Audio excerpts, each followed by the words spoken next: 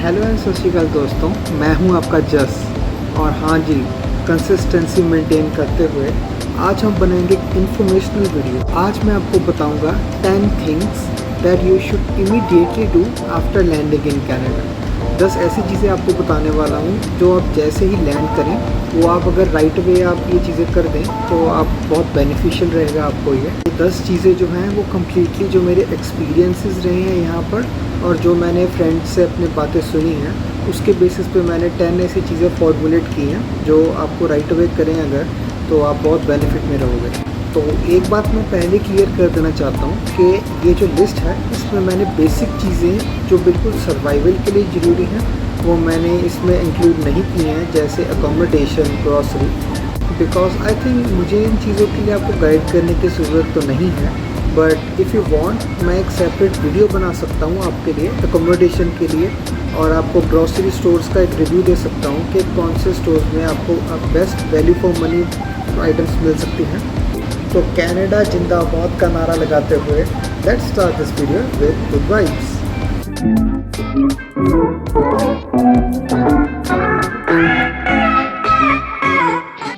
तो लिस्ट में मैंने जो 10 चीज़ें कम्युलेट की हैं वो मैंने कोशिश की है कि अगर आप ये सीक्वेंशियली करें तो ये बेटर रहेगा, बट ऐसा कुछ मैंडेटरी नहीं है कि आपको सीक्वेंशियली करना ही करना है, बट अगर आप कर सकते हैं तो I think it would be better. So number 1 thing according to me is get your study permit. जैसे ही आप कनाडा में लैंड करेंगे तो आपको इमिग्रेशन ऑफिसर के द्वारा एक स्टडी परमिट प्रोवाइड किया जाएगा।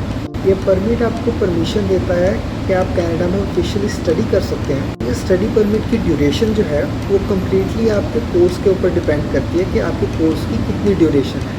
तो मैं यही रिकमेंड करूँगा कि आप केयरफुली प्लीज़ ये एक ओरिजिनल डॉक्यूमेंट है, इसे ध्यान से हैंडल कीजिए आप और इसे केयरफुली आप अपनी फाइल में डाल दीजिए। इसमें आपने बाकी सारे डॉक्यूमेंट्स अपने स्टोर किए हुए हैं और इसे केयरफुली एयरपोर्ट से आप साथ में कैरी कर सकते हैं। ठीक है भाई, कैनेडियन एयरपोर्ट से बाहर आ गए आप, आपने देख लिया कनाडा, 1-2 मिनट के लिए इधर उधर देख लिया, बहुत अच्छा लगा कनाडा, बहुत अच्छी हवा आ रही है, आपको प्योर ऑक्सीजन मिल रही है।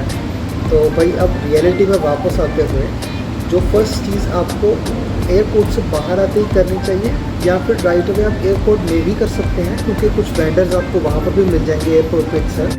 तो नंबर 2 मैं आपको रिकमेंड करना चाहूँगा get a Canadian SIM card. ये बहुत ज़रूरी है कि आपके पास एक कैनेडियन सिम हो राइट अवे ताकि आप जिस मर्ज़ी से कांटेक्ट कर सकें। कोई रिलेटिव्स हैं आपके यहाँ पर या कोई भी इमरजेंसी आती है तो आप राइट अवे कांटेक्ट कर सकें कनाडा वाइड किसी को भी।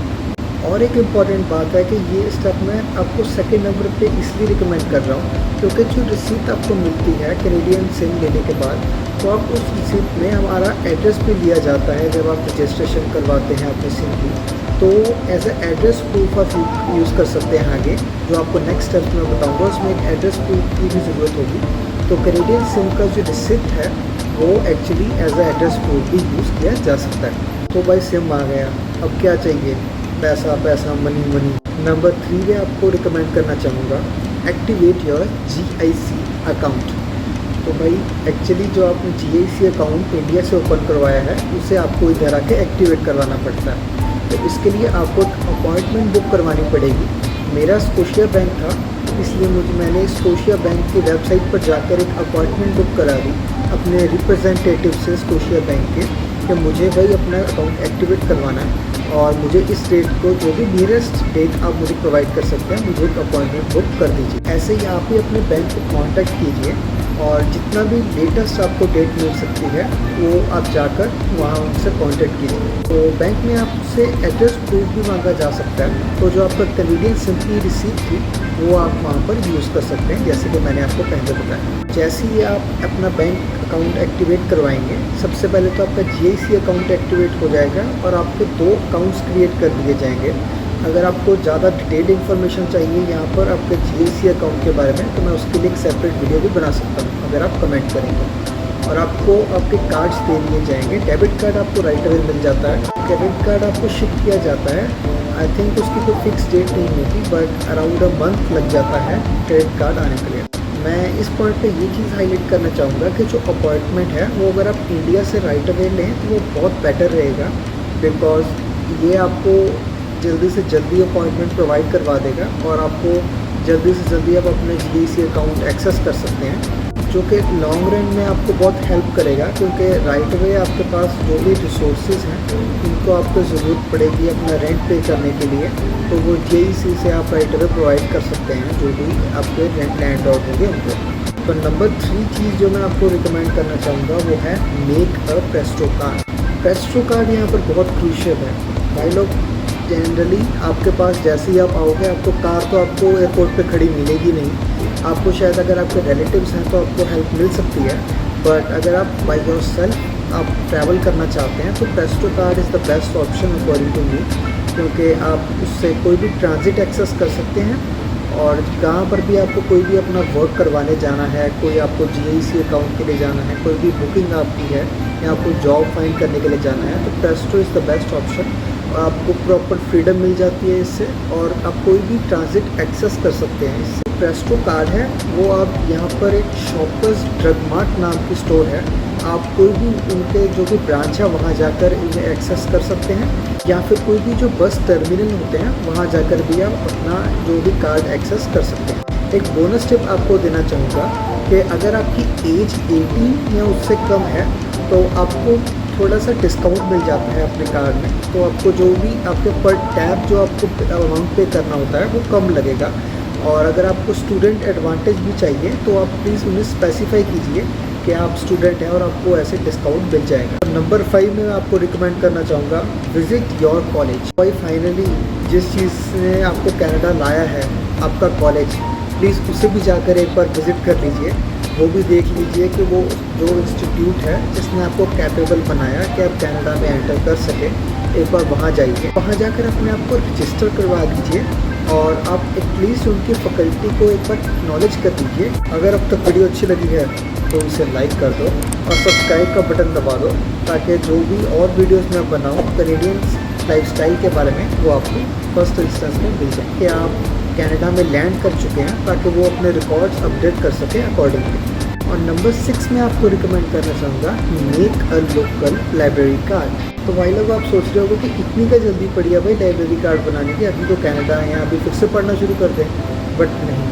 जो लाइब्रेरी कार्ड है वो एक्चुअली आप जो भी फ़ोटो कॉपीज़ आप निकलवाते हैं उसके लिए काफ़ी बेनिफिशियल रहेगा, क्योंकि आपको बहुत कम चार्जेस पे करने पड़ेंगे पर कॉपी अगर आप बाहर किसी और स्टोर से करवाएं उसके कंपैरिजन में। अगर आपको फ्यूचर में अपने रिज्यूमे का प्रिंट आउट निकलवाना है और कोई भी अगर आपको ऑफिशियल डॉक्यूमेंट का प्रिंट आउट चाहिए तो आपको वो नॉमिनल फीस में आपका वो हो जाएगा। नंबर 7 पे आ गया है भाई book appointment for SIN number. तो भाई सिन नंबर आप एक्चुअली 2 वे से ले सकते हो, यहाँ पर आप ऑनलाइन भी अपना अप्लाई कर सकते हो, उसमें मेरा ख्याल थोड़ा ज़्यादा ड्यूरेशन लगती है, और आप इन पर्सन भी या तो सीधा डायरेक्ट वॉक इन कर सकते हो या अपॉइंटमेंट बुक कर सकते हो पहले ऑलरेडी प्रीवियसली। तो मेरे केस में क्या हुआ था कि जब मैंने वॉक इन ट्राई किया था तो उन्होंने कहा था कि वॉक इन क्लोज़ कर दिया गया है और आपको अपॉइंटमेंट लेकर ही आना पड़ेगा, तो इस कारण मेरे लिए वॉक इन का सिनेरियो तो क्लोज ही था। बट मैंने जब अपॉइंटमेंट बुक की तो मुझे ऑलमोस्ट 1 वीक के बाद के अपॉइंटमेंट मिल गई थी, तो मेरे लिए कोई बहुत बड़ा इशू नहीं था ये। बट मैं आपको यही रिकमेंड करना चाहूँगा कि अगर अपॉइंटमेंट लें तो इट्स बेटर, बिकॉज आपको कोई लाइन में वेट नहीं करनी पड़ती और राइट अवे आपको सर्विस अच्छे से मिल जाती है। मैं यही रिकमेंड करना चाहूँगा कि जब भी आप प्रीवियस स्टेप्स जैसे ही कंप्लीट हों आपके, तो आप एटलीस्ट सिन नंबर के लिए अपॉइंटमेंट बुक कर दीजिए, क्योंकि कुछ जो भी डॉक्यूमेंट्स जो प्रीवियसली मैंने आपको डिस्कस किए हैं वो भी यहाँ पर अटैच होंगे, तो आपको वो सब की रिक्वायरमेंट रहेगी, इसलिए मैंने सिक्वेंशली इसे थोड़ा नीचे रखा है। एक्चुअली तो ये प्रेफरेंस में काफ़ी ऊपर है, बट एक्चुअली इसकी प्री रिक्विजिट्स हैं कुछ, आपको वो डॉक्यूमेंट्स पहले चाहिए, इसलिए मैंने इसको थोड़ा लिस्ट में नीचे रखा है। बट आपको अगर सिम नंबर आपको बुकिंग करवाई हुई है और आप तब वहाँ कलेक्ट करने जाएंगे तो बहुत प्लेजेंट एक्सपीरियंस रहेगा वो, बट अगर वॉक इन करेंगे तो मैं इसकी गारंटी मैं नहीं दे सकता। तो मैं वही बताना चाहूँगा आपको कि वॉक इन थोड़ा सा एक्सपीरियंस आपका बुरा भी हो सकता है, क्योंकि लाइंस जो है वो काफ़ी लॉन्ग होती हैं और आपको कई देर वेट करके भी वापस जाना पड़ सकता है। नंबर 8 में आपको बताना चाहूँगा attempt your G1 driving test. तो ये एक्चुअली रिकमेंडेशन मेरे दोस्तों के द्वारा थी। मैंने राइट वे तो नहीं अटेम्प्ट किया जैसे ही मैं यहाँ आया, बट मैंने वीक और 2 वीक्स के बाद मैंने यहाँ पर अपना जीवन टेस्ट बुक कर दिया और मैंने उसके लिए कुछ स्टडी की और वो फिर मैंने अटैम्प्ट किया।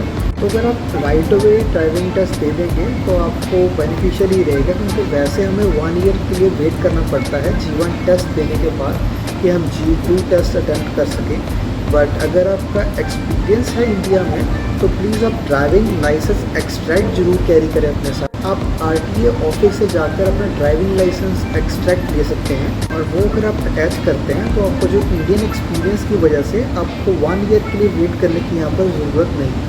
बट मैं वर्स्ट के सिनेरियो की बात बता रहा हूँ कि अगर आपको वेट करना भी पड़े तो आप राइट अवे अटैम्प्ट कर दीजिए, ताकि आपको जो 1 ईयर का जो गैप है वो जितना कम से कम हो सके उतना बेटर रहेगा। मेन चीज़ जो मैं आपको बताना चाहूँगा वो है start looking for a job. तो भाई मैं ये बिल्कुल नहीं रिकमेंड करूँगा कि आपके सारी आप बिल्कुल जॉब के पीछे आप पूरा लग जाओ कि आपको जॉब चाहिए चाहिए चाहिए। मैं ये नहीं कह रहा इस पॉइंट में।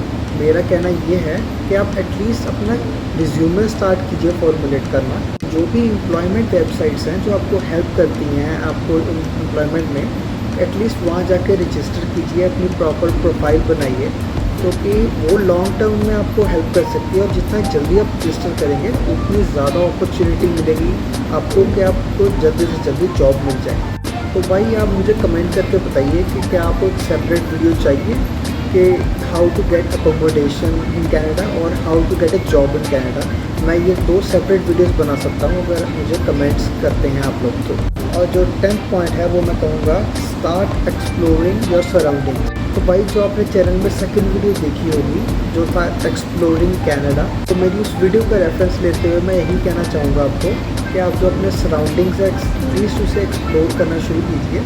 और ये आपको एक्चुअली आपको मेंटल हेल्थ के लिए भी बढ़िया रहेगा कि आप नई चीज़ें अगर आपको दिखती हैं तो आप जो भी स्ट्रेस जो है आपको अपनी नई कंट्री में आए हो वो भी थोड़ा रिड्यूस हो जाएगा। और जो आपकी नॉलेज है आपका जो ब्रेन है वो एक्सपैंड भी होगा। आपको जो सिस्टम है कैनेडियन सिस्टम उसके बारे में बेटर पता लगेगा। तो मैं यही रिकमेंड करूँगा कि अगर आप वंस आप जो भी फंडामेंटल्स जो हैं जो ऊपर मैंने आपको पॉइंट्स बताए वो क्लियर हो जाएँ तो आप अपने आप को स्टैटिक मत कर लीजिए, आप अपने आप को घर में बंद मत कर लीजिए।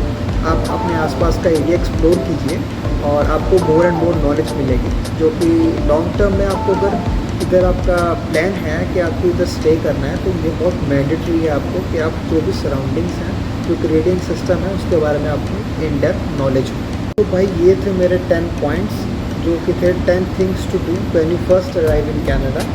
तो मेरे ख्याल से this pretty much sums it up. ये जो 10 पॉइंट्स अगर आप वो करते हैं राइट अवे तो आपके लिए काफ़ी बेनिफिशियल रहेंगे। इसी के साथ वीडियो चलो बंद करते हैं, बट टैगलाइन भी तो ज़रूरी है। तो let's end this video with good vibes.